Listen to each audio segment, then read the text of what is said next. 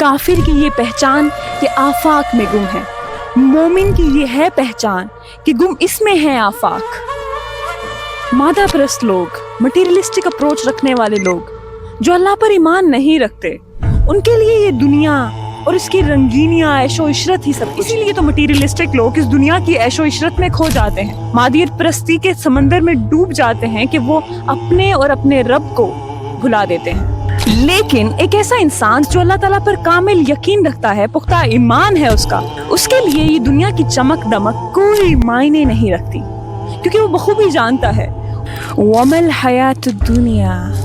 इल्ला मताउल गुरूर, क्योंकि वो अपनी वसअत और जामियत में ऐसी कई रंगीन दुनिया अपने अंदर समोए हुए होता है, क्योंकि वो दुनिया की रंगीनियों में नहीं खोता,